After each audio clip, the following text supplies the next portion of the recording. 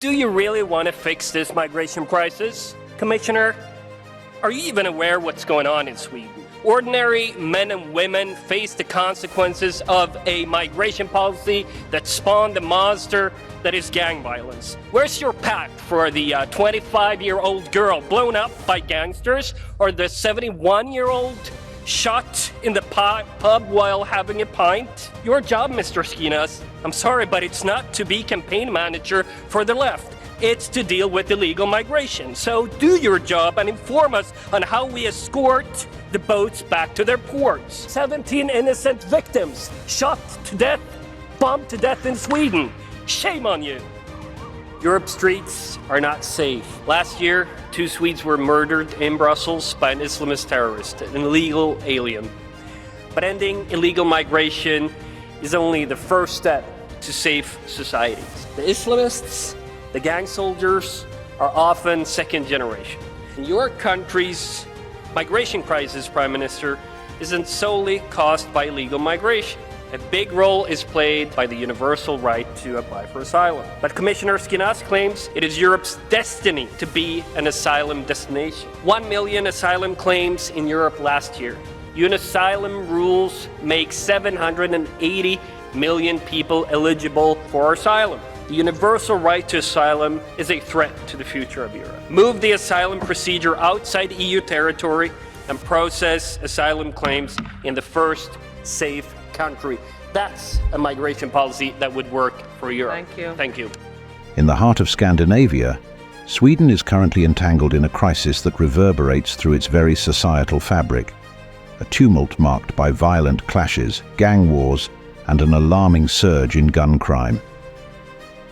The nation is navigating a labyrinth of challenges, confronting a reality starkly different from its recent acclaim as a bastion of safety, with one of the lowest levels of gun crime in Europe. Shockingly, this reputation has crumbled, with Sweden now grappling with the ignominious title of being the second highest in gun violence. Right behind us right here, there was a guy that was shot in the pizzeria. He was shot by a 16-year-old who came into the pizzeria and wearing a face mask and shot him from behind on point-blank distance. And then just like 100 meters up here to the left, there was another person who was 19 years old who was shot dead in a stairway. In this staggering statistic, Stockholm's rates eclipse those of London by nearly 30 times. More and more children and completely innocent people are becoming victims of severe violence. I cannot stress enough how serious the situation is. Sweden has never seen anything like this before.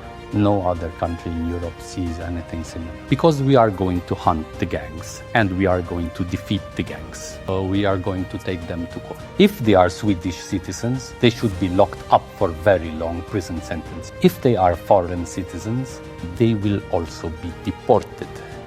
Embark on a journey as the video unfolds a vivid tableau depicting Sweden's metamorphosis from a celebrated symbol of social democracy to a nation gripped by unprecedented levels of violence and social unrest.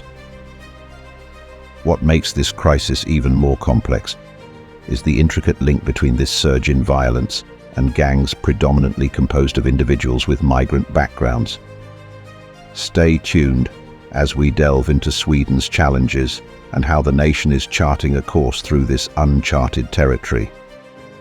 At the heart of Sweden's immigration dilemma lies its historically liberal asylum laws and a generous welfare system, which have served as magnets for migrants seeking refuge and opportunity. However, the influx of newcomers, particularly since the 2000s, and peaking in 2015 with over 160,000 arrivals, has strained the country's resources and tested its capacity for integration. Sweden, once recognized worldwide for its wealth, development, and peaceful society, now grapples with some of the highest rates of gun deaths in Europe, coupled with deteriorating healthcare and education standards. The surge in violence has reached such a critical point that the nation is contemplating deploying its armed forces to address the widespread unrest, a situation unprecedented in Swedish history. A significant driver behind this surge in violence is attributed to gang turf wars, personal vendettas, and a pool of youth readily available for recruitment. Today, 20% of the Swedish population, they are born abroad and they have come from low-income countries and they are low educated. The last 30 years has been devastating for the Swedish society, and we have a troublesome situation in the Swedish schools and with organized crimes and high unemployment rates. It's going to take some time to make this better. Many of these young individuals hail from immigrant communities arriving from Africa and the Middle East, including Syria, Iraq, Iran, and Somalia. Historically, Sweden was linguistically and culturally homogeneous, with minimal immigration from neighboring European countries. However, the rise of multiculturalism in Swedish politics led to a significant increase in non-European immigrants, shifting the demographic composition dramatically. From 1985 to 2015, the proportion of immigrants of non-European origin surged from 2% to 15%.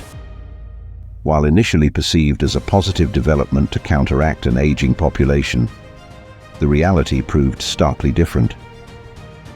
Unlike previous waves of immigrants who seamlessly integrated into the labor market, many newcomers struggled to find employment, leading to long-term dependence on state assistance. As a consequence of inadequate integration efforts, marginalized immigrant communities emerged, ripe for exploitation by criminal gangs. This phenomenon exacerbated crime rates, with a significant proportion of crimes and murders occurring within immigrant communities. The economic toll of mass immigration on Sweden has been substantial, with estimates indicating a reduction in GDP per capita and an increase in unemployment following the influx of refugees in 2015. Despite geographical and political control over immigration, Sweden's inclusive policies have fostered parallel societies, challenging the nation's social cohesion and pacifist ideals. While the current Swedish government seeks to tighten borders and minimize refugee intake, the ramifications of decades-long inclusive policies persist. With a sizable immigrant population, empowered by citizenship and voting rights, Sweden must navigate the enduring consequences of its immigration legacy. A significant proportion of immigrants, particularly from non-Western backgrounds, face formidable barriers to integration, including high unemployment, dependency on government assistance, and residential segregation. Language barriers, cultural disparities, and limited access to education and employment opportunities further exacerbate these challenges. The consequences of failed integration efforts are manifold, with disenfranchised youth susceptible to recruitment by criminal gangs, threatening public safety and deepening social divisions. In response to these mounting challenges, Sweden is undergoing a period of introspection and policy reform. I think it's extremely important to safeguard that people that actually do enter the EU are people entitled to do that. We cannot continue a situation where people without permits simply travel through Europe and to countries and live under circumstances that are not acceptable. The rise of nationalist sentiments embodied by the Sweden Democrats reflects growing disillusionment with traditional approaches to immigration and multiculturalism. In the aftermath of Sweden's recent elections, there has been an unprecedented surge in support for right-wing parties, particularly the Sweden Democrats. This electoral shift has propelled discussions about immigration to the forefront of Swedish politics, with over half of the seats now held by right-wing parties. As Sweden charts its course forward, it confronts the formidable task of balancing humanitarian values with safeguarding national interests and security. Through fostering constructive dialogue, promoting integration, and enacting effective policy measures, Sweden has the potential to navigate through this challenging period and emerge stronger and more resilient than ever before. The road ahead may be fraught with challenges, but Sweden's resilience, innovation, and commitment to social justice offer hope for a brighter future. As Sweden charts its course forward, let's embark on this journey together. Your support means the world to us, and helps us continue delivering insightful content like this.